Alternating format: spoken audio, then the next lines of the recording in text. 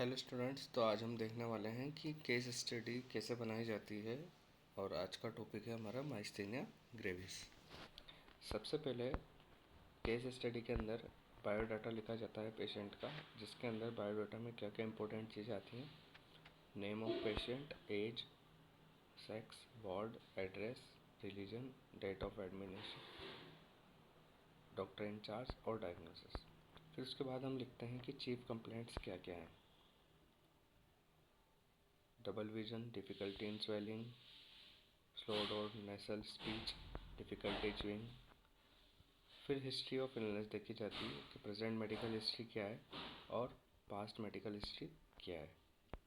उसके बाद देखा जाता है कि फैमिली हिस्ट्री, फैमिली में कौन कौन है और उनका रिलेशन क्या है और क्या ऑक्यूपेशन है और उनका हेल्थ स्टेटस कैसा है।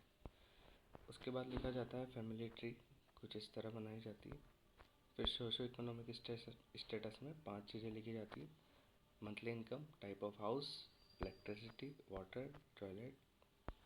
फिर लैब इन्वेस्टिगेशन लिखी जाती है, WBC की, प्लेटलेट्स की, न्यूरोफिल्स की, यूरिया की। फिर मेडिकेशन कौन कौन सी देनी है, कितने डोज में देनी है और किस रूट से देनी है, ये भी हमें लिखना होता है। फिर डेफिनेशन लिखनी होती है। यहाँ तक तो NCP में भी लिखना होता है। नई चीज़ क्या है केस स्टडी के अंदर, ये इस वाले पेज से नया है। तो केस स्टडी में डेफिनेशन लिखी जाती है कि माइस्थेनिया ग्रेविस क्या है। एक ऑटोइम्यून डिसीज़ है जो कि न्यूरोमस्कुलर ट्रांसमिशन में अफेक्ट करती है। फिर ईटियोलॉजी लिखी जाती है कि क्या कारण रहे होंगे ये सब चीज़ें होने के। तो कुछ ईटियोलॉजीज हैं, सर्जरी, ट्रॉमा, एंटीबॉडी का प्रेजेंस होना एसिटाइलकोलिन पे, और एबनॉर्मलिटीज आ जाना थायराइड ग्लैंड में। फिर पैथोफिजियोलॉजी लिखते हैं, वही ड्यू टू ईटियोलॉजिकल फैक्टर, कुछ इस तरह से, और माइस्थेनिया ग्रेविस हो जाती है लास्ट में। फिर सिम्टम्स देखते हैं कि सिम्टम्स क्या क्या देखने को मिलता है। Visual disturbance, double vision, diarrhoea, fatigue. फिर डायग्नोस्टिक एवोल्यूशन, कौन कौन से टेस्ट हमें करवाने हैं। दो तो कॉमन ही है, हिस्ट्री कलेक्शन करनी और फिजिकल एग्जामिनेशन। फिर जो मेन टेस्ट होते हैं जैसे सीरम टेस्ट एसिटाइलकोलिन को करने के लिए, फिर न्यूरोलॉजिकल एग्जामिनेशन या फिर CT स्कैन करते हैं हम थाइमस हाइपरप्लेजिया का। फिर नर्सिंग डायग्नोसिस क्या क्या करेंगे, जैसे कि उसको क्या हो रहा है और उससे किस चीज़ के लिए हमें रिलीफ प्रोवाइड करना है। जैसे ब्रीथिंग इनफेक्टिव है तो हमें इफेक्टिव करवानी है। इंजरी की जो रिस्क है उसको कम करना है। न्यूट्रिशन जो बिगड़ चुका है उसको सही करना है। उसी बेसिस पे हम अब NCP बनाएंगे। ये जो हमने भी देखा है यहाँ तक नर्सिंग डायग्नोसिस तक, ये हम NCP के अंदर नहीं लिखा करते हैं, डेफिनेशन से लेकर नर्सिंग डायग्नोसिस तक।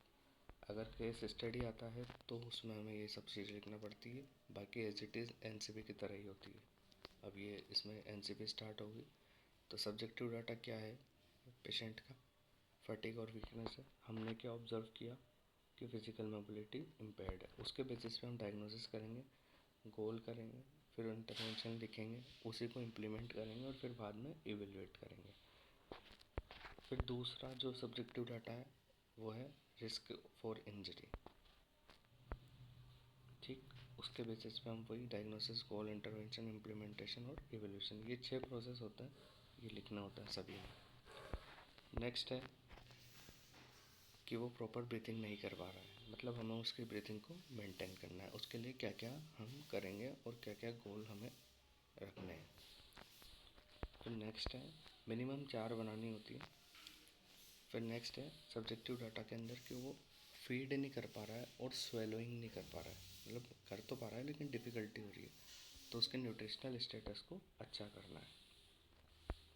ठीक, फिर क्या क्या कॉम्प्लिकेशन देखने को मिल सकते हैं हमें अगर टाइम पे ट्रीटमेंट नहीं होता है। तो रेस्पिरेटरी फेलियर हो सकता है, माइस्थेनिया क्राइसिस हो, थाइमस ट्यूमर हो सकता है, थायराइड प्रॉब्लम हो सकती है, रिमेटिक आर्थराइटिस हो सकता है।